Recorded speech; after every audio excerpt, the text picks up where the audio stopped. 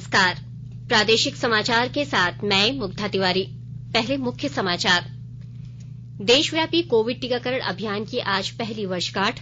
टीकाकरण का आंकड़ा 157 करोड़ के निकट पहुंचा।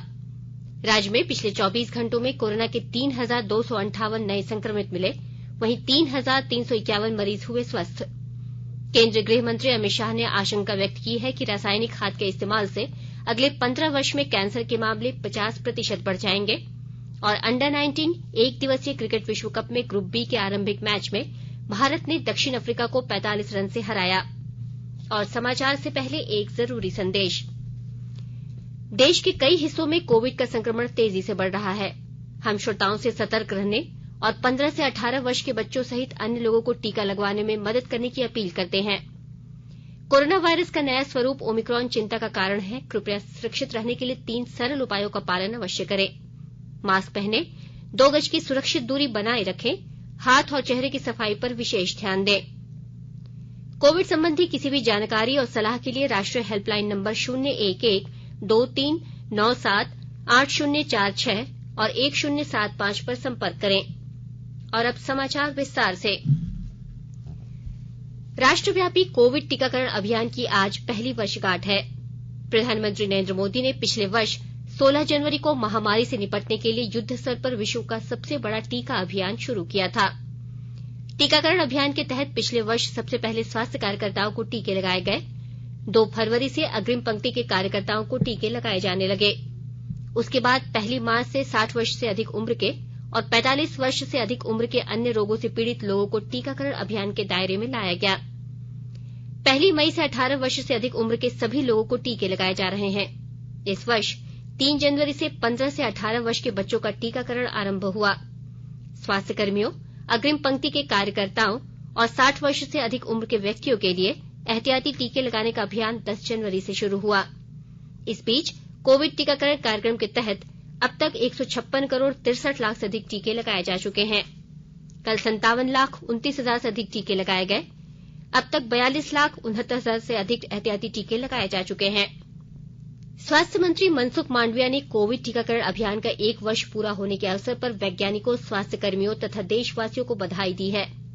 श्री मांडविया ने अपने ट्वीट संदेश में कहा कि विश्व के सबसे बड़े टीकाकरण अभियान को आज 1 वर्ष पूरा हो गया। उन्होंने कहा कि सभी लोगों के प्रयास के साथ प्रधानमंत्री नरेंद्र मोदी के नेतृत्व में शुरू हुआ यह अभियान आज विश्व का सबसे सफल टीकाकरण अभियान बन गया है। भारतीय जनता पार्टी अध्यक्ष जेपी नड्डा ने व्यापक कोविड टीकाकरण अभियान को सफल बनाने के लिए स्वास्थ्य तथा अग्रिम पंक्ति के कार्यकर्ताओं, डॉक्टरों तथा वैज्ञानिकों के साथ साथ देशवासियों का आभार व्यक्त किया है। श्री नड्डा ने टीकाकरण अभियान के 1 वर्ष पूरा होने के अवसर पर कहा कि पिछले 1 साल में भारत कोविड महामारी के खिलाफ लड़ाई में एकजुट हुआ है। उन्होंने कहा कि कोविड के बढ़ते प्रकोप के बीच भारत ने ठीक 1 साल पहले 135 करोड़ लोगों को टीका लगाने की कठिन यात्रा शुरू की थी। उन्होंने कहा कि इसके लिए पूरे विश्व ने भारत की सराहना की। केंद्र सरकार ने कहा है कि राज्यों और केंद्र शासित प्रदेशों को अब तक 158 करोड़ से अधिक कोविड रोधी टीके निःशुल्क उपलब्ध कराए गए हैं। स्वास्थ्य मंत्रालय ने बताया कि अब भी राज्यों और केंद्र शासित प्रदेशों के पास 14 करोड़ 13 लाख से अधिक टीके उपलब्ध हैं। अमृत महोत्सव के तहत आकाशवाणी के साप्ताहिक क्विज में आइए आप भी शामिल हो।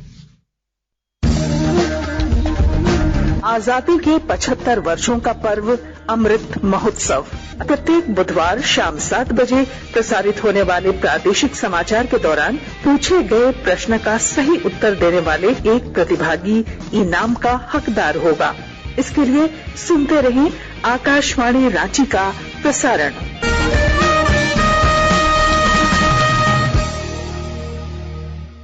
जागो ग्राहक जागो, जागो ग्राहक जागो। आजादी का अमृत महोत्सव के लिए सभी उपभोक्ताओं को शुभकामनाएं। हॉलमार्क सोने की शुद्धता सुनिश्चित करता है। हमेशा हॉलमार्क वाले सोने के आभूषण खरीदें। उपभोक्ता किसी भी शिकायत के लिए कृपया राष्ट्रीय उपभोक्ता हेल्पलाइन टोल फ्री नंबर 14404 पर संपर्क करें। उपभोक्ता मामले विभाग, भारत सरकार द्वारा जनहित में जारी। जानो अपने अधिकारों को, अपने हक पहचानो, बेईमानों को सबक सिखाओ, ग्राहक अब तो जागो। जागो ग्राहक जागो, जागो ग्राहक जागो। झारखंड में नए वेरिएंट ओमिक्रॉन की पुष्टि हो गई है। राज्य से आईएलएस भुवनेश्वर भेजे गए 87 सैंपल में 14 में ओमिक्रॉन पाया गया है। ये सैंपल 1 जनवरी को आईएलएस भेजे गए थे। हालांकि अच्छी खबर यह है कि ओमिक्रॉन से संक्रमित सभी 14 मरीज अब स्वस्थ हो गए हैं। इधर कोरोना के बढ़ते संक्रमण को देखते हुए राज्य सरकार ने 31 जनवरी तक पूर्व की पाबंदियों को बढ़ा दिया है। रात 8 बजे तक ही दुकानें खुलेंगी। वहीं स्कूल, कॉलेज और कोचिंग संस्थान पूर्व में जारी पाबंदियों के अनुसार बंद रहेंगे। इसमें कोई नया बदलाव नहीं किया गया है। राज्य में पिछले 24 घंटे में कोरोना के 3,258 नए संक्रमित मिले। इसमें राजधानी रांची में 1,002 नए संक्रमित शामिल हैं। राज्य भर में 3,351 संक्रमित स्वस्थ भी हुए। इसमें रांची में 1,031 लोग शामिल हैं। वर्तमान में राज्य भर से सक्रिय कोरोना संक्रमितों की संख्या 33,089 है। झारखंड में मरीजों के स्वस्थ होने की दर 90.48% है, जबकि पूरे देश में स्वस्थ होने की दर 95.20% है। प्रधानमंत्री नरेंद्र मोदी ने स्टार्टअप को देश की रीढ़ बताया है। कल वर्चुअल माध्यम से स्टार्टअप्स उद्यमियों के साथ संवाद में उन्होंने कहा कि स्टार्टअप्स देश की पूरी तस्वीर बदल रहे हैं। श्री मोदी ने कहा कि यह दशक भारत का दशक होगा, जिसे टेकेड कहा जाएगा। उन्होंने यह भी ऐलान किया कि प्रत्येक वर्ष 16 जनवरी को राष्ट्रीय स्टार्टअप दिवस मनाया जाएगा। प्रधानमंत्री ने मौजूदा दशक को नवाचार और नई सोच का युग बताते हुए कहा कि ग्रामीण अर्थव्यवस्था से लेकर उद्योग तक हमारी जरूरतें और क्षमताएं असीमित हैं। श्री मोदी ने कहा कि भविष्य की प्रौद्योगिकी के विकास और अनुसंधान पर निवेश करना सरकार की प्राथमिकता है। देश 100 यूनिकॉर्न की दिशा में तेजी से आगे बढ़ रहा है। उन्होंने कहा कि हजारों करोड़ रुपए वाली ये कंपनियां स्वावलंबी और आत्मनिर्भर भारत का प्रतीक है। उन्होंने कहा कि दूसरे और तीसरे दर्जे के शहरों में बने कई स्टार्टअप्स में लाखों युवाओं को रोजगार मिला है। आकाशवाणी के ताजा तरीन समाचारों के लिए आप हमारी वेबसाइट newsonair.com पर लॉग ऑन कर सकते हैं। ताजा समाचार ट्विटर हैंडल @AIRNewsAlerts और Facebook page all India radio news पर भी उपलब्ध है। आप प्रादेशिक समाचार एकांश के ट्विटर हैंडल @AIRNews_रांची और फेसबुक, इंस्टाग्राम पेज तथा YouTube channel AIR news Ranchi पर भी हमारे बुलेटिन सुन सकते हैं। प्रादेशिक समाचार आप आकाशवाणी रांची से सुन रहे हैं और अब पेश है कोरोना से बचाव के कुछ संदेश। कोविड-19 से बचाव और सुरक्षित रहने के 3 उपाय। मास्क लगाएं, 2 गज दूरी है जरूरी, सुरक्षित दूरी रखें, हाथ और मुंह साफ रखें।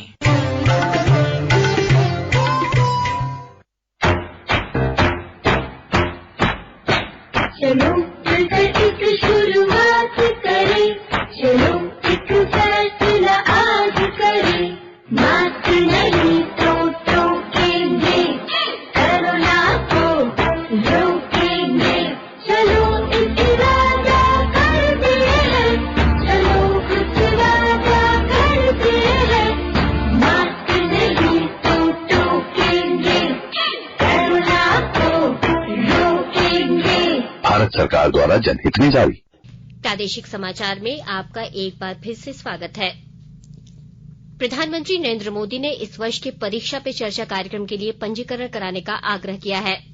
श्री मोदी ने कई ट्वीट संदेशों में कहा कि यह कार्यक्रम ऊर्जावान युवाओं से जुड़ने, उनके समक्ष आ रही चुनौतियों को समझने और उनकी आकांक्षाओं को बेहतर ढंग से जानने का मौका देता है। उन्होंने कहा कि इससे शिक्षा जगत में उभरते नए रुझानों का भी पता लगता है। प्रधानमंत्री ने कहा कि परीक्षाएं निकट हैं और इसे देखते हुए परीक्षा पे चर्चा कार्यक्रम आयोजित किया जाना है। उन्होंने प्रतिभागियों से परीक्षा को तनाव मुक्त बनाने के बारे में बातचीत करने और बहादुर परीक्षा योद्धाओं, उनके माता पिता और शिक्षकों की सहायता करने का आग्रह किया। केंद्रीय सड़क परिवहन और राजमार्ग मंत्री नितिन गडकरी कल दक्षिण क्षेत्र के लिए प्रधानमंत्री गति शक्ति सम्मेलन का उद्घाटन करेंगे। इस ऑनलाइन आयोजन में कर्नाटक के मुख्यमंत्री BS बोम्मई, पुद्दुचेरी के उपराज्यपाल डॉ तमिलिसाई सौंदरराजन, सड़क परिवहन और राजमार्ग राज्य मंत्री VK सिंह, राज्य सरकारों और केंद्र शासित प्रदेशों के कई मंत्रीगण तथा सड़क परिवहन और राजमार्ग सचिव गिरिधर अरमाने शामिल होंगे। केंद्रीय गृह मंत्री अमित शाह ने आशंका व्यक्त की है कि रासायनिक खाद के इस्तेमाल से अगले 15 वर्ष में कैंसर के मामले 50% बढ़ जाएंगे। गुजरात में किसानों के साथ वर्चुअल बातचीत में उन्होंने प्राकृतिक खेती अपनाने की अपील की। श्री शाह ने अपने गांधीनगर लोकसभा निर्वाचन क्षेत्र में 50% किसानों को प्राकृतिक कृषि के लिए प्रोत्साहित करने का लक्ष्य भी तय किया। किसानों से बातचीत में गृह मंत्री ने कहा कि रासायनिक उर्वरकों के कारण जमीन धीरे धीरे बंजर होती जा रही है और जहरीले तत्व भूमिगत जल स्रोतों तक पहुंच रहे हैं। उन्होंने कहा कि मौजूदा घातक स्थिति हरित क्रांति के बाद से खेतीबाड़ी के तरीकों की समय समय पर समीक्षा नहीं होने का नतीजा है।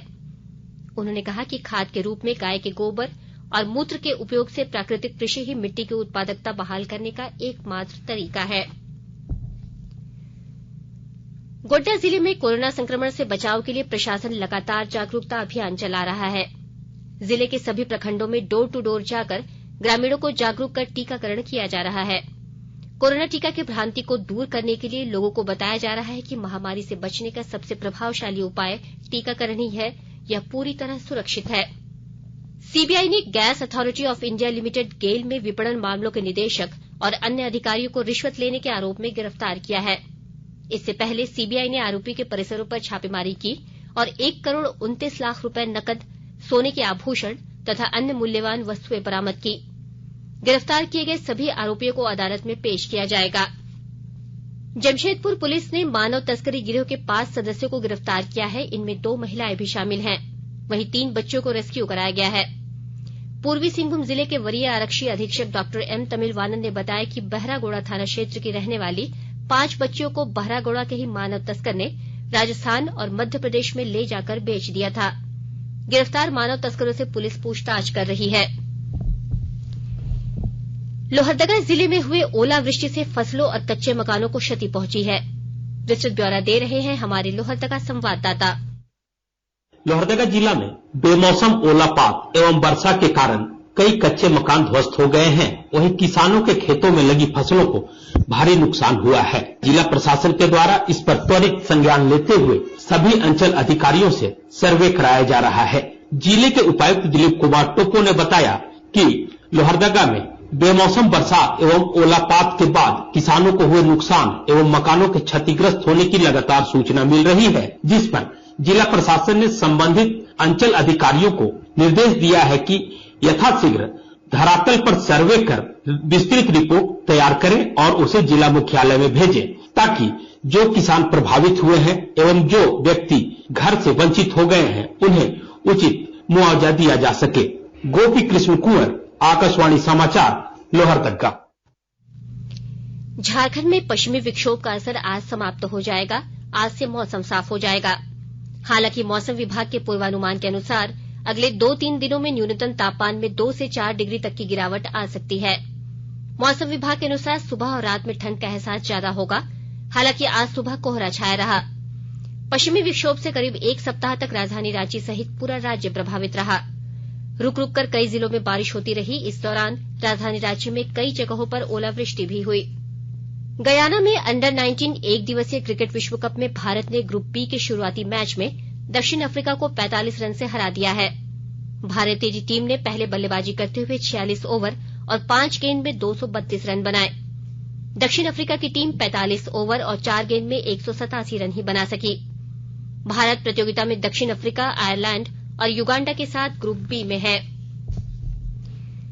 दिल्ली में इंडिया ओपन बैडमिंटन टूर्नामेंट में पुरुष सिंगल्स के फाइनल में आज भारत के लक्ष्य सेन का सामना विश्व चैंपियन लोह किन यू से होगा। 20 वर्ष के लक्ष्य सेन ने सेमीफाइनल में मलेशिया के नक्तजे योंग को हराया। महिला सिंगल्स सेमीफाइनल में पीवी सिंधु को थाईलैंड की सुप्निदा केटेथांग से हार का सामना करना पड़ा। अंत में मुख्य समाचार एक बार फिर। देशव्यापी कोविड टीकाकरण अभियान की आज पहली वर्षगांठ। टीकाकरण का आंकड़ा 157 करोड़ के निकट पहुंचा। राज्य में पिछले 24 घंटों में कोरोना के 3,258 नए संक्रमित मिले। वहीं 3,351 मरीज हुए स्वस्थ। केंद्रीय गृह मंत्री अमित शाह ने आशंका व्यक्त की है कि रासायनिक खाद के इस्तेमाल से अगले 15 वर्ष में कैंसर के मामले 50% बढ़ जाएंगे। और अंडर 19 एक दिवसीय क्रिकेट विश्व कप में ग्रुप बी के आरंभिक मैच में भारत ने दक्षिण अफ्रीका को 45 रन से हराया। इसके साथ ही आकाशवाणी रांची से प्रादेशिक समाचार का ये बुलेटिन समाप्त हुआ। नमस्कार।